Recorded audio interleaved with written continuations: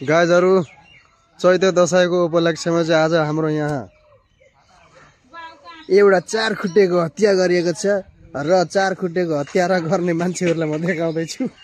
बिहान बिहानै 4 खुट्टे बिचारा ल हेर्नुस् है यहाँ हेर्नु चैते दशैंको उपलक्ष्यमा यहाँ बिहान बिहान हत्या गरिएको छ र 4 खुट्टे सुँगुरको हत्या गरेर यहाँ मासु भाग लाइदै छ साथीहरु हेर्नुस् है ल।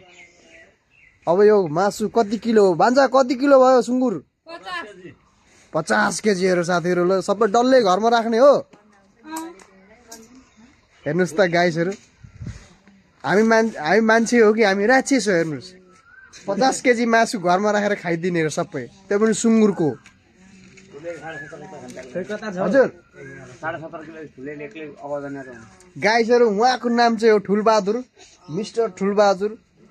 उहाँ कसको छोरा भन्दाखेरि हाम्रो रिकुड मालदाईको छोरा जेठा मिस्टर पुष्पराज। झुकेगा नहीं तर झुकेंगे मासु में झुकेंगे रक्सी में झुकेंगे और किसी में नहीं झुकेंगे भन्छन् उहाँ दाइले। ल भान्जा भान्जा तिमी यहाँ केही भन्दै त ल मेरो यसो भिडियोमा के छ नि आज चैते दशैंको दिन एकदम ठीक छ मासु बनाइछ। कति जना आउनु हुँदैछ त मासु ल्याउनलाई? भर्खर 2 जना मात्र 2 जना। ल साथीहरु हेर्नुस् है यहाँनिर चाहिँ बब्बा यहाँनिर चाहिँ एकदम आन्द्रा बुढीको व्यवस्था हुँदैछ उहाँ दिदीहरुले है। ल भरे साथीहरु भिडियो हेरेर भुटन खाना सबै आउनु होला सबैलाई निम्तो छ है। साथीहरु आउँदाखेरि चाहिँ हातमा एउटा एउटा बियर बोकेर आउनु पर्यो फेरि त्यतिकै हैन है।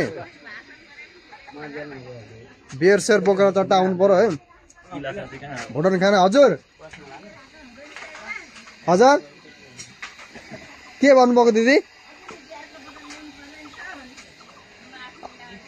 अब हामी ठुटे बाहुनलाई केही चल्दैन के गर्नु घाटा लागिहाल्यो न त चल्ने भए त लिएर बियरको बोतल मात्रै हैन बियरको कार्टुन लिएर आइन्थ्यो नि।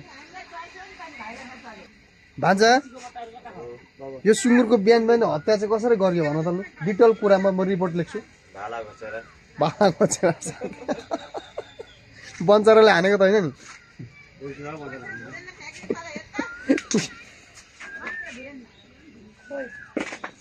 ल मासु ल्याउन हाम्रो यहाँ छिमेकी आन्टी आउनु भएको छ। कति किलो मासु चाहियो?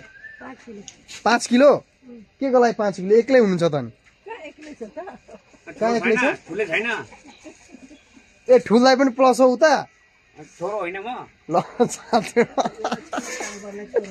छोरो र साथी ठुललाई कतिजनाको छोरा हो तपाईँ?